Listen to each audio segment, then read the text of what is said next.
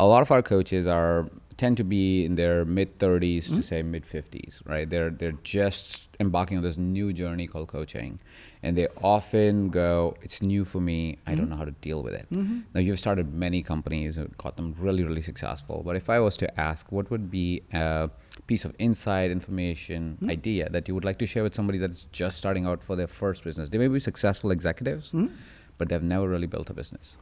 Well, the first thing you have to always ask yourself is, why are you doing it? What is your why?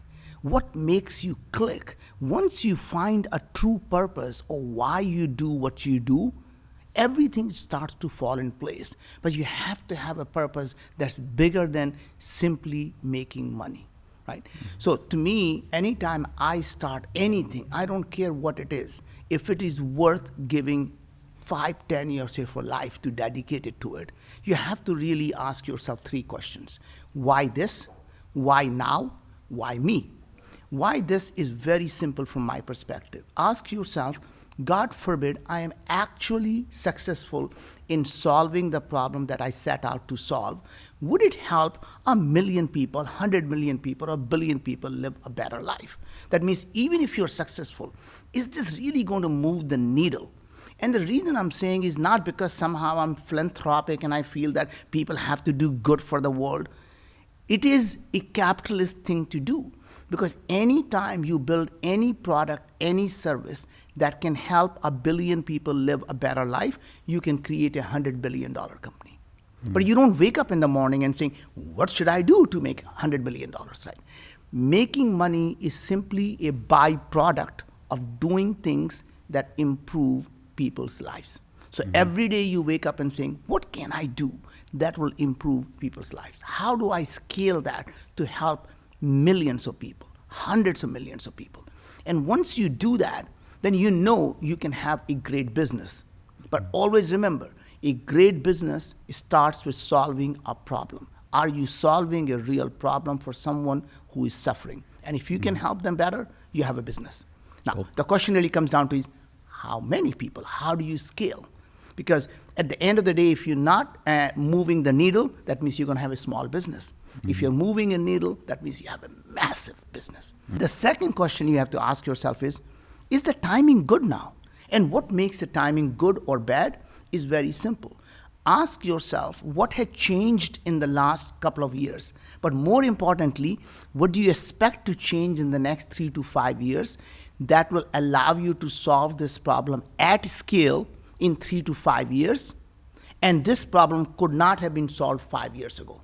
That means you're really looking to see what are the set of technologies that are available to you, that are at your disposal today, that may not be right price point, but in the next 3 to 5 years, they're going to actually come down to a price point where you can have a massively scalable business. The biggest mistake a lot of the people make when they start a company is they build a business that just can't scale. So when they succeed, they fail, and when they fail, right? That means they will never be able to build a business because they started with a set of principles that will allow them to stay small because they just can't scale. So you have to always think that what if you're actually successful? Can you actually scale? Can you really build something that can help millions of people? Or you're going to be stuck with 10 people. And that means, are you really taking advantage of the technologies that are coming out? And are you really riding the wave of technology and using tomorrow's technology to solve tomorrow's problem? Or you're using yesterday's technology to solve tomorrow's problem? And I'll give you examples of that. The last part is the most important part, which says, why me? And that means, what questions are you asking that are different from what everyone else is asking? Because the questions you ask is the problems you solve. So depending on the questions you ask, you can reframe the problem, and suddenly the solutions are many that are not obvious, right? And we can go talk about almost any industry, and you will see that is the fundamental of how you look at the world from a different lens or a different perspective.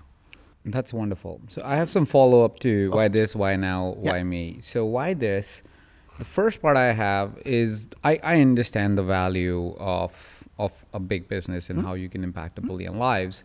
what I've found in my experience and my experience of talking to a lot of individuals that are just starting out is it feels incomprehensible for somebody who's just starting out. They go, wow, that's a lot of people. And I'm not saying it's right, but it does happen where you kind of go, I don't know if I can do this. It feels too difficult to tackle today. It may be in 10 years it's easy to tackle, but for now it looks really difficult. Is it okay to have a small dream? Oh, so no, that is never okay to have a small dream. It's okay to start small, right? So your dream needs to be massive. Doesn't mean you boil the ocean on day one. You take this massive idea and say, I'm going to start here.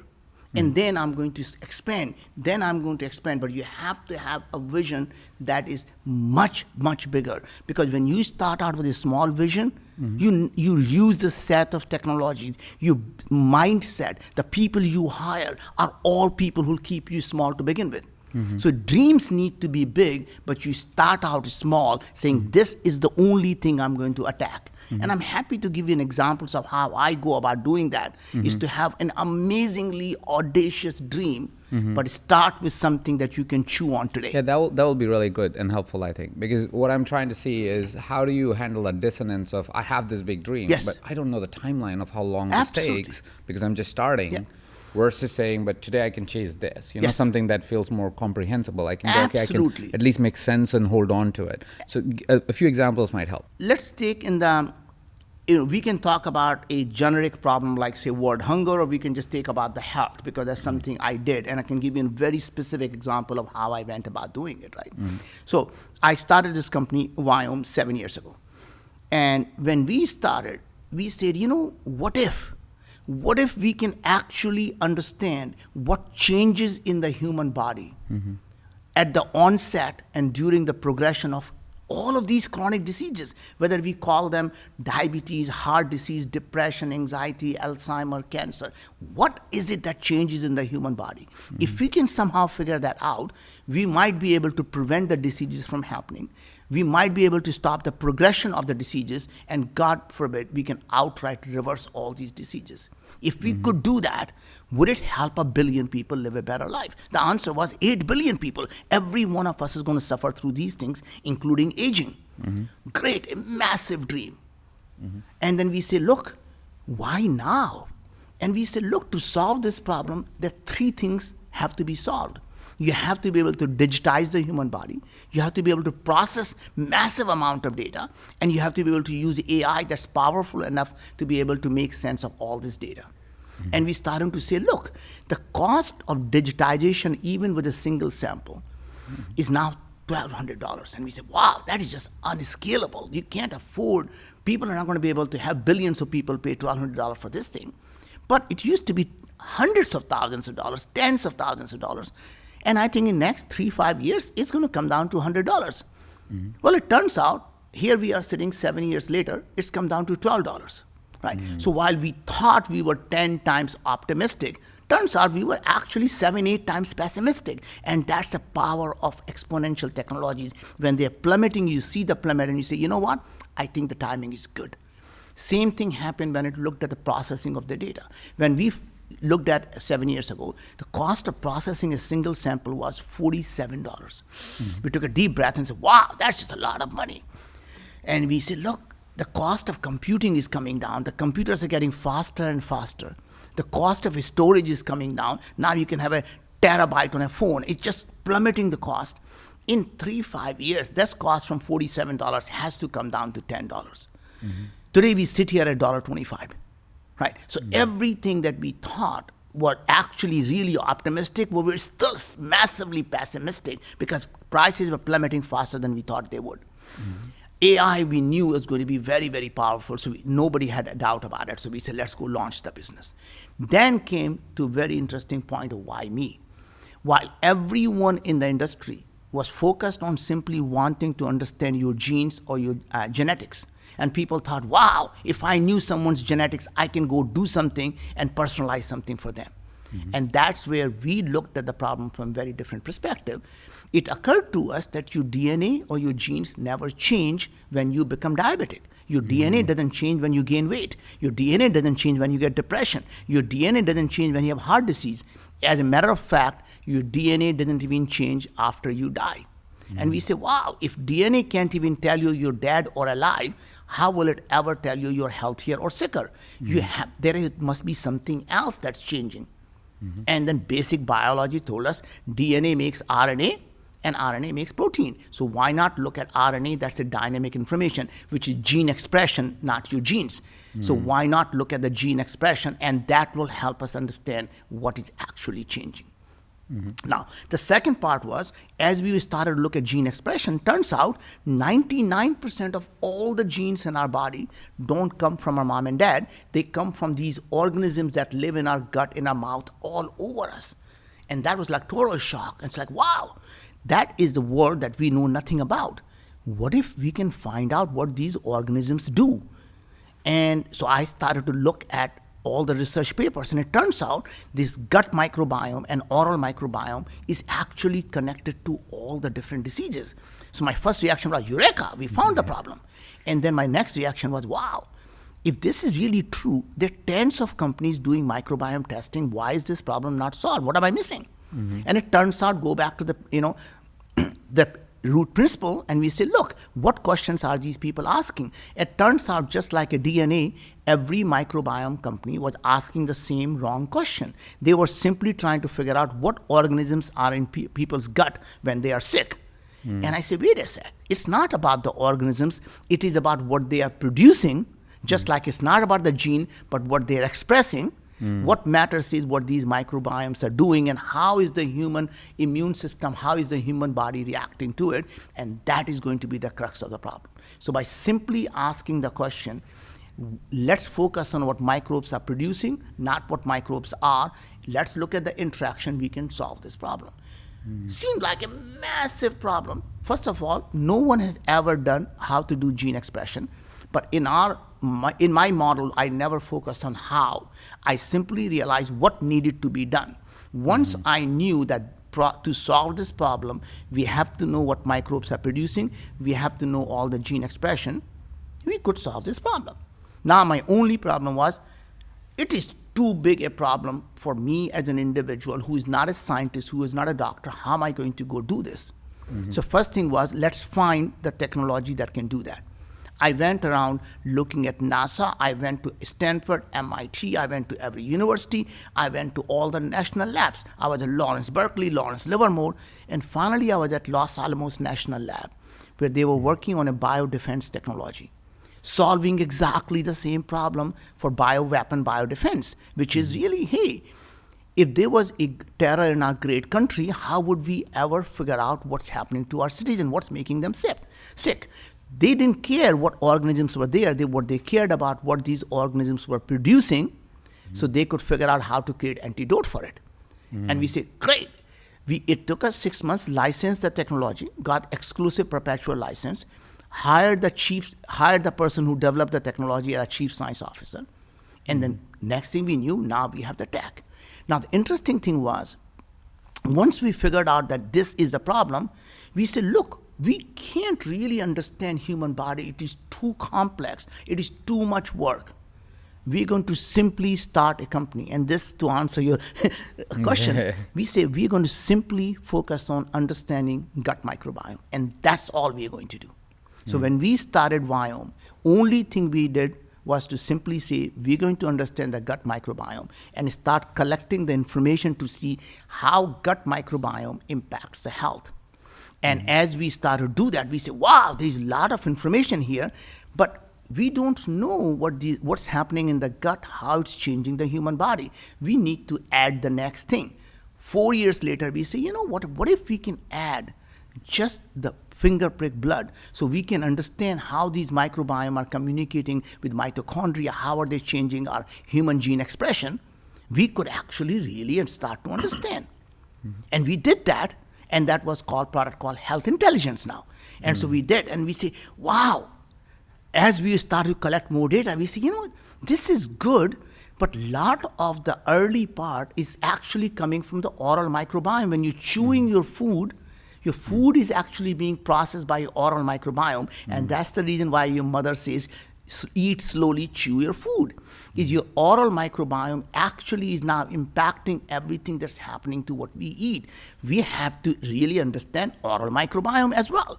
And then we say, oh, now we can combine the oral microbiome and the gut microbiome and the blood, and that became a full body intelligence, right? So as you can see, I didn't start at day one to say, I'm going to solve this massive problem. But our vision never changed. On day one, if you look at our first tagline, including in the box, it says, imagine living in a world where illness is optional. That wasn't, imagine if you can understand your gut microbiome. We never say, Viome, a gut microbiome company. We simply said, Viome, imagine a world where illness is optional. So our vision was massive. But we started out very simple, one small problem to solve, which is understanding gut microbiome. And then we added blood, then we added saliva. Right? Now we may add skin microbiome, we may add urine, we may just continue to add more and more things as we go along. But you never start with a small dream. Because when you start with a small dream, you never go big. Beautiful. And what I'm loving about it is because your dream is dissociated itself from microbiome, while that is the thing that we talk about when we think about Viome. If tomorrow technology suggests something else, you might just say, oh, but our goal is to make illness optional, so we don't have, you're more flexible because of the vision. That is the thing, is that you never ever say, I only think gut microbiome. We simply saying a problem we are trying to solve is to stop the humanity from getting sick from these chronic diseases. If gene expression is not the thing, because 5 years from now we learn and say, oh, we just found something different that actually might help us, as far as I'm concerned, out the window, because our vision is still the same. So it provides flexibility as well. Yeah. So I have a secondary question to the second part, which is why now? So one of the things that comes to me when you said what is going to change is a quote I heard from Jeff Bezos once, and he has a little counter to that without addressing that particular thought. He says, we look at what will not change. Okay. Right? So I'm not saying what is right or wrong. I'm more curious about where is that dance of asking, because you're a technologist, you understand technology. A lot of our listeners, for that matter, most people in the world, may not be able to go, oh, I can really do the amazing thinking that you just shared as a pattern, or maybe are able to, but won't apply that mind to it. And they want to go something which is a little bit more, less transient, if I may call it that. Actually, no, we are not saying something different. What Jeff is talking about, fundamentally, what are the problems that will continue to remain irrespective of what the technologies come and go? So when he says, what doesn't change in Jeff's world is very simple. People want something cheaper, faster, better. That means it doesn't matter what is happening in the world. No one wakes up in the morning and says, I would love to buy something that's really more expensive than it needs to be. I wish it could not be delivered in the next couple of days. Maybe I'm totally fine if it gets delivered in a couple of months, right? And no one says, God, you know what? I really don't want it to be efficient at all, right? So point is, what he's saying is what never changes is people want the best value, the fastest possible way in their things when they want it, right? That does not change. So when he built the company, he says, let us constantly look at the operational efficiency. That constantly delivers to what never is going to change. But just like Netflix, they were used to deliver CD-ROM. They never said, hey, we are in the CD-ROM delivering where the video businesses are using CDs, right? Or whatever, DVDs, right? DVDs, we never did the DVD. We are in a DVD distribution business. That was Blockbuster's business. They say we are in the business of delivering entertainment information to people. And then became streaming. And today there is no DVD. But their business was never about that. And that's a fundamental to understanding what business are you in. So when you make your business to be what you do today, then when that changes, you're no longer have any business. So if you are today, I remember there is a company, I asked him, I said, what business are you in? And he said, we are in trucking business. And I said, really? Because what happens if the goods somehow never get delivered through trucking? And they're like, what do you mean by that? And I said, think about it. You are in the business of distributing goods from one place to another place. Today it happens to be using trucks.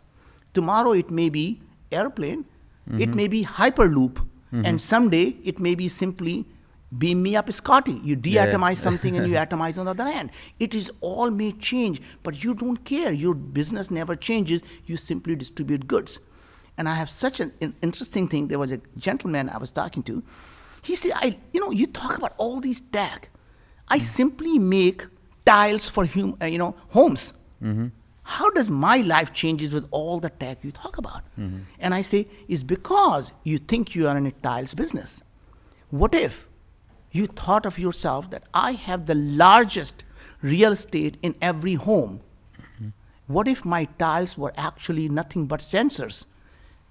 Every single company will be jealous of me because I know when people wake up, I know when people go to sleep, I can measure their weight, I can analyze their sweat.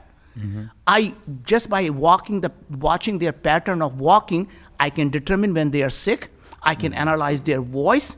Yep. And suddenly you have the biggest set of sensors in everyone would be jealous of because you have the largest real estate in every single home.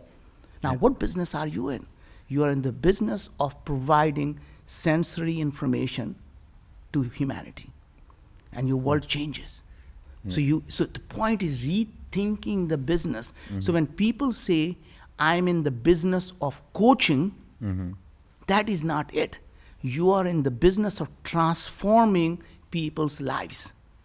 It may be coaching today, but tomorrow it may be something different. So as you start to think about how human brain can now be connected through BCI, the brain-computer interface, to the cloud, it may be the way you deliver information may be completely different. You may have to upload your knowledge directly to someone's brain. Yeah. But that does not change your business. So your business is really not coaching. Your business needs to be about transforming people's lives. And whatever mechanism may change, but what doesn't change is people needs to transform. That's true. Right. That's true. So do you think, I was about to ask that question, if you were to play this game of what's the business that you're in, if we could take it one step further. So as a coach who's, let's say, getting certified today, Viome certification or however it may be, if they are starting a business today, you would suggest that a way they design their vision may be more aligned to human transformation. Is that, if you were to play this game, what would you suggest? What is coach's job? And again, you can probably guide me. The coach's job is really about behavioral change. It's fundamentally, in addition to very specific things that they may have a skill about, which is maybe they are a life coach versus they are a health coach versus they are AI coach or whatever that happens to be. There is a skill. And the second part, which is just as important, if not more important, is really their to some extent, they're psychiatrists. Their main purpose is how to use behavioral science to get people to believe in themselves and change themselves. Because you and I both know, I can't change you. Only you can change yourself. So what's my job? Is to give you the tools, give you the mindset, give you the mental framework that allows you to change yourself. Because that's all one can do. Yeah. Right? No, 100%. 100%. And you're right. In some way, we are, mental models, and to take it further, one step further from what we don't know about mental models, a little bit more spiritual model sometimes. I feel, I don't know what's the right way to say it, but kind of lean into some things that we can't really prove, but kind of works in a way, like having a vision. Like it focuses your attention. That's all we can say psychologically about it, but it's beyond that, right? Because once you're pulled towards a vision, it's like you feel it in your body, in your bones. But yes, that is. So if there was a coach, you would say, think about the technology of transformation. I'm just trying to paraphrase to make sure I understand. Is that think about the technology that you use to transform somebody's life and be transient about it. That's right. That means technology is simply a tools, not the destination. The technique you use today is different than what you may use 5 years from now. But fundamentally, as you were talking about, Jeff said, what doesn't change is that people need that information, whether it is delivered through brain-computer interface, whether it's delivered through one-to-one coaching, whether it's delivered through internet, or some other mechanism that may be that people are able to actually manifest and able to get the information from this large consciousness that we are all part of, right? As you were talking about that, are we all connected? Because at the end of the day, you and I are simply part of one big energy source. If you think from a scientific perspective, we both are made of atoms. Atoms are made of electrons, protons, and neutrons. What are they made of? Quarks. What are they made of? Bosons. What are bosons made of? Simply floating waves. And floating waves have all possibilities, like any quantum theory suggests, right? It's the observation that collapses the wave, and we see. So when I touch and feel solid, we know it is our brain fooling our somatosensory sensors to believing it is solid. We know it is all simply energy waves. There is nothing here, right? So fact is, when you and I are made of energy and we are part of this universal energy, why can't we tap into the universal energy? We are part of it. There is nothing to tap into it. Yeah. So that's the reason when people start to have that dream, the vision, and they're starting to tune themselves into that wave, and if it resonates, then it gets amplified. And when it doesn't resonate, it dampens. So when you are transmitting a certain set of energy, you essentially are tuning your transmitter to that same energy that you're transmitting. You receive at the same thing. So if you happen to be a really negative person, you will surround yourself with a whole bunch of negative person who are constantly amplifying your energy. And suddenly you change your mindset through a coach to become a positive person. Suddenly your world around you changes and you get surrounded by the people who are positive people. Why is that? Is because suddenly your energy waves have changed and now they are actually being amplified by the same type of tuning. Beautiful. I think you put science to something that I thought had no science. That's wonderful. That actually gives me a great insight there.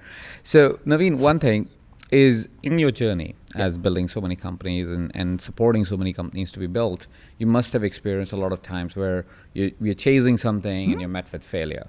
And you're met with failure again. It feels like, are we even doing the right thing? What are some of the mind shifts or questions you ask yourself, or you've asked your mentees, if I may, that have helped them overcome that situation or that feeling in that moment, feeling like, oh, it's not working out? Yeah. So it's really interesting is that an idea that you have may or may not work.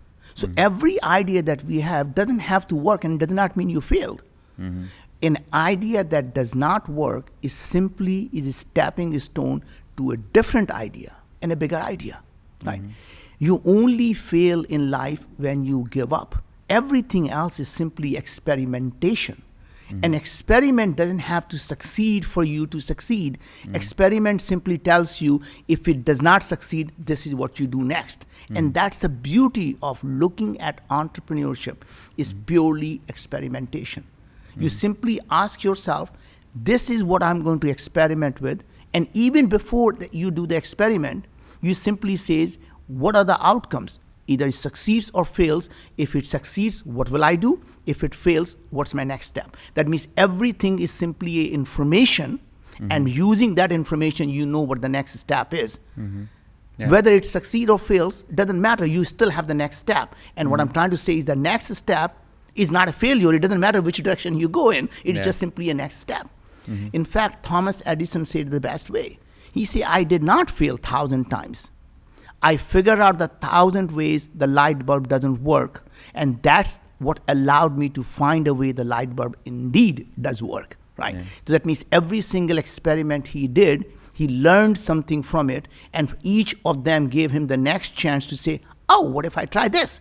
And then finally he found the way that actually works. So these are all look at life as simply the stepping stone and experiments rather than success or failure. That's wonderful. So from a point of view, what I'm taking from it, and I hope this is what the person that's listening and watching this takes as well, is that don't approach your business, or approach your business as a set of experiments. That's right. You're just taking into experiments, and Yeah. so you have a little bit of that kind of a relationship with it. It's like, I'm not attached to this should work. Yes. This could work, but I'm going to try it with the full intention of it to work. But maybe it can No, I'm not saying fail, but get feedback. you know? Everything works. My Yeah. point is, when you say works, the works is a connotation that means works means it has to succeed for it to work. An experiment always works.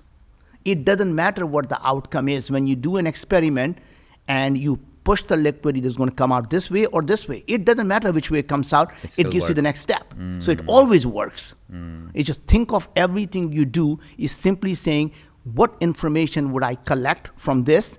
And based on that information, what my next step is going to be. It doesn't matter whether I need to turn left or I need to turn right. It just gives me the direction.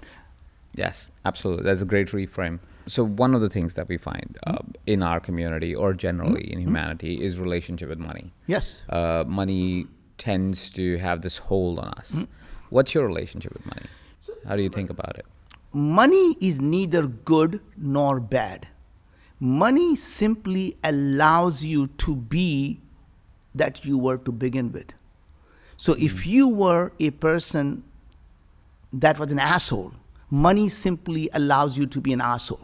Right? If you really were doing something that meant something to you because you had a purpose, money simply allows you to pursue that purpose with even great vigor. That's all. The relationship with money is simply allows you to do the things that you want to do and allows you to be who you were. It doesn't change you. So people have this idea that money changes you. Money doesn't make someone bad. They have to be bad person to be bad, right? Yeah. If you were good, it doesn't make you bad. So to me, making money is never the goal. Making money is an byproduct. It's an outcome of doing things that make other people's life better. In other words, making money is like having an orgasm. If you focus on it, you're never going to get it. You just have to enjoy the process. Okay. So what would you suggest if somebody's kind of like struggling with money? Yeah. Like, for example, especially when there's somebody, a new coach, they may have transitioned out of a career. Maybe they had good savings and everything. And the first year of business can be sometimes difficult, especially if it's self-funded. It's like, all right, this is all the money I got. Yeah. I'm starting out. How would you, if you were to give them one mentee advice, if I may, what should be their relationship with money? Again, ask yourself, why are you doing it? And is that going to bring you happiness and joy while obviously dealing with the basic things of satisfying the basic needs? That means when you're starting out a business, you have to say, hey, how much time do I have before I run out of the runway? How much savings do I have? And the truth be told, when I started my first business, we took all of our savings. And I had a conversation with my wife. And I said, let's leave 6 months of savings and let me experiment to see if I can do something that could change our life. And I want to start a new business. And she said, how can you do that? We have young kids. I'm pregnant with our third kid.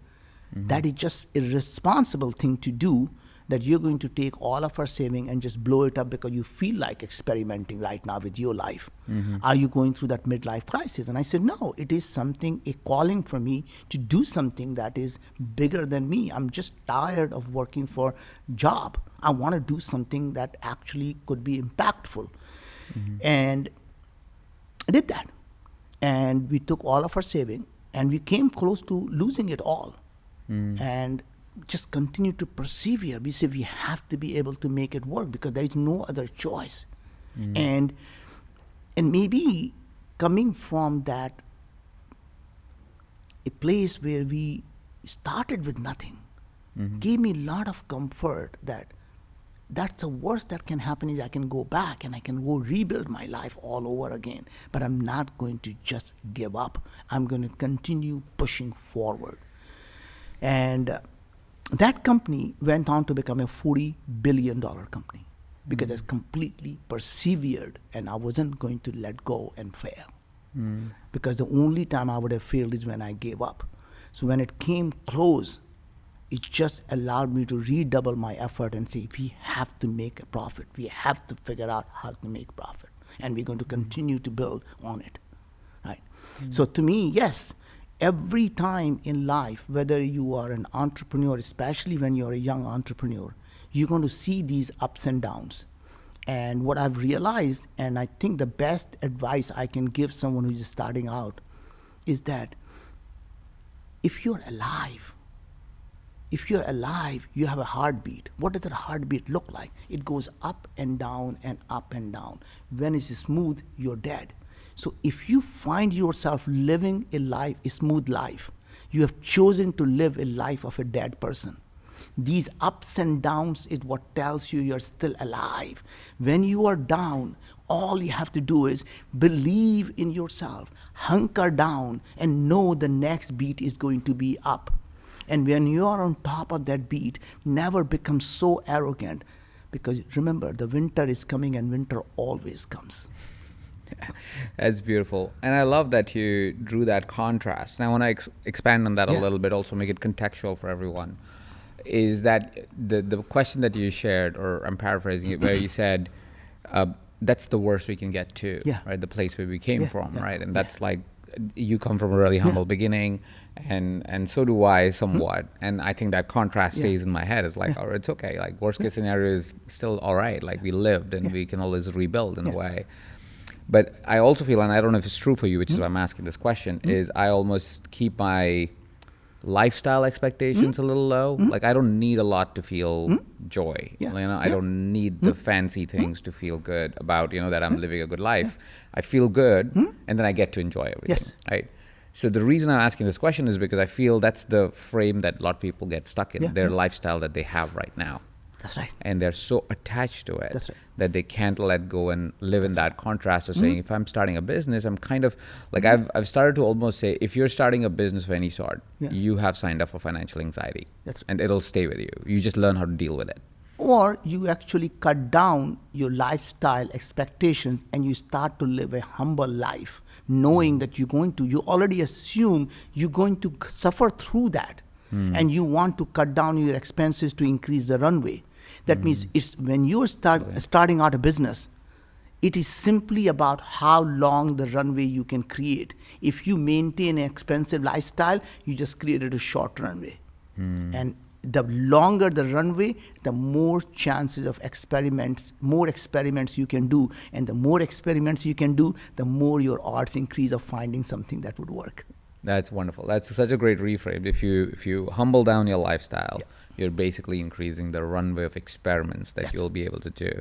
And we've seen it, that the longer you run, the more likely it is that you'll win, just because from experimentation you learn so much. And I think the thing is, once you start to live that life, it doesn't matter how much money you have. It doesn't change who you are, right? And God has been so kind to us, right? And here, I wear my Apple Watch. I don't have to wear a Rolex watch or some fancy watches that cost tens of thousands of hundreds of thousands of dollars to make myself feel good. Functional watch gives me time. That's all I need. Tracks my things, and I'm happy with that, right?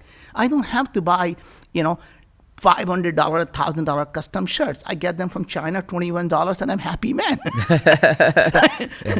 So point is, just learn to live a simple lifestyle. And it didn't change just because somehow God has been kind to me, and I'm going to show off people buying a $1,000 fancy shirt, or I'm going to buy a watch that costs me $100,000. I'm just a simple person. Buy my simple $100 Echo shoes. I'm a good to go. So, but that's a big lesson, because not all of us are thinking about it that way. When we are starting, we think, oh, this is going to be easy. Whereas, like you said, it's like a heartbeat. It's not. Even if it seems easy for now, it doesn't mean it'll stay that way. Exactly. So you have to learn to be comfortable with the movement of life and the movement of business. Well, that's been amazing. How can people learn more about the amazing insights you have all the time? What would the best place to go? Ajit, you can always find me on social media. I'm on Instagram, LinkedIn. You can find me there. You can go find me at viome.com, viome.com. You can find me, my name, naveenjain.com. And I look forward to hearing from everyone who is listening to this episode. And please feel free to reach out to me. And I'm easiest person to reach. Send me a DM on any social media, and I'll be happy to talk to you. Thank you, Naveen. Thank you, Ajit.